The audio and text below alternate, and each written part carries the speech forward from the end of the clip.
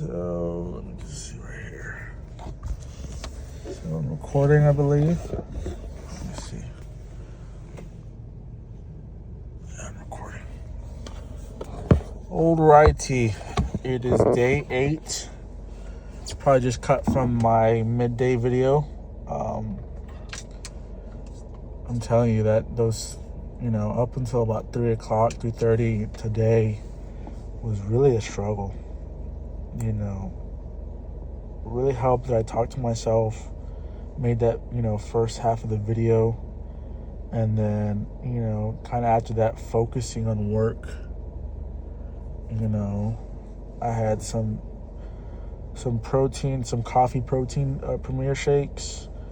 That helped, and it just, it's like I said in the video, the first 7 days were just very smooth sailing, like very unassumingly, just days, and like I said in the, earlier, like I was telling earlier, it's not that I feel hungry, because look, right now, after, like I said, I like to go to a jazz spot Wednesday nights. We met up with some friends that I hadn't seen in a long time.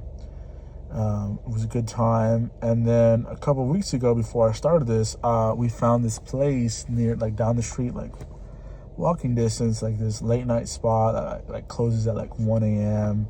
But they only take cash. And so the first time we went there, we didn't have any cash. And so this time, we went there, but I'm on my journey, So my friend got a burger and some fries,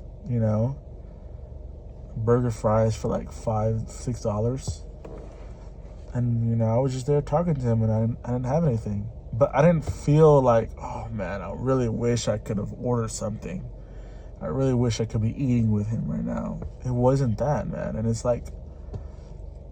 I have to believe that it's God. I have to believe that it's okay, this kind of resolve within. My family's praying for me, because, you know what I mean? It's I just don't think that at any other time in my life have I ever been this determined and this unaffected by it. You know what I mean? But then again, there's the mentality aspect of, what if you get there? You know what I mean? What if you're just eating because you're in a communal spot, you're in a social setting, have a bite to eat, you know what I mean? What's the harm in that? And in all honesty, there's not, but it's not part of my plan, So definitely the second half of the day was a lot easier than the first half, There's going to be moments like that, I imagine. There's going to be, other days. There might even be a week where I might have a terrible week where every single day is a struggle. And in terms of me feeling tired and me feeling lethargic and me feeling if I, get something to eat, it's going to make me feel happy or it's going to make me feel good. But, I really want this bad, and I have to acknowledge the fact that if I just put in the work now, down the road, it's going to be better for me. It's that delaying of gratification that I was talking about in our day 7 video. It's my gratification system is so messed up. I just don't have any willpower. You know what I mean? It's that's really affected my life. It's really affected my ability to reach my goals and objectives and to be in a place where I want to be.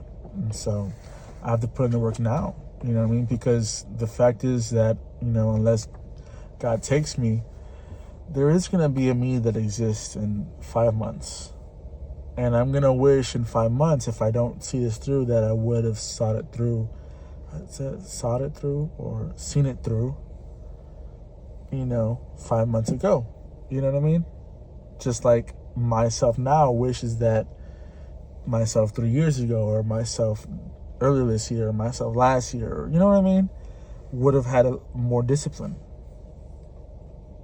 So at the end of the day, there comes a time where you got to pay the piper, which is a phrase, is a very old phrase, but now because of modern day lingo, sounds weird. But there comes a, when the bill is due, you know what I mean? You can't just keep pushing it back. You also just can't keep, making minimum payments. There comes a moment when you're going to have to start making some big payments on that and get it over with. You know what I mean? And it's just a different mindset. It's like, okay, there are some people that are like on TikTok and YouTube and just and also in real life as well. They're like, from now on you're gonna only eat, turkey bacon, and you're never gonna have tortilla, and you're never gonna, you're gonna cut out, you're only ever gonna use avocado oil, and because all this and that. And look, if you want to do that, that's you. But I know, because I've seen it, that there is an ability to have a healthy lifestyle and not sacrifice taste, and also leave yourself wiggle room to enjoy the things that you enjoy. But if all your life you've only been enjoying, and you've never put limits to yourself, and you've never really, you've never been adventurous in finding alternatives or things that can still satisfy you, then there comes a moment whenever you have to make the hard decision and do drastic measures, right? There are probably people that are like, oh man, just go at it little by little. Just do a 500 calorie deficit. And 500 calorie deficits are great. But I'm 380 something pounds. You know what I mean? I have to go hard. I just have to. You know what I mean? And like I said, I'm not going to do this forever. It's not going to be for the next 2 years I'm on a liquid diet. No, it's for the next 5 months I'm doing this, and then I'm going to reevaluate myself and see where I am, go to the doctor, and then follow the program. See the program through. You know what I mean? And after the program's done and hopefully I've achieved my goals there, then it's about modifying my life to where I am living a balanced life. Living the life that I want to see, myself live. You know what I mean? And that's why I think calorie counting is so important, because it gives you perspective. And it allows you to, okay, maybe today is going to be one of those days where I consume twice my maintenance, caloric need. But understanding that, sometime during that week, I'm going to have to find some space where I make it up. You know what I mean? And also, what people don't really talk about is it's easier to be physically active when you're physically fit. You know what I mean? So that's going to help. Now, it's true that exercising, working out, and you have a bad diet, you can't out-train a bad diet. That's true. But it helps. There's no denying that it helps. And it also, because you are physically fit and you are physically active, it makes you more conscious about what you're putting in your body. So it's one of those, like, you know what I mean? It's like, it's all part of a circle. It's all part of a strategy. So I don't, I think that's why a lot of people don't even attempt to, like, do things like keto or carnivore diets or, or calorie restrictions or, fasting or liquid diets. Because they're like, oh, well, my life is over now. Like, I'm never going to be able to have Popeyes anymore.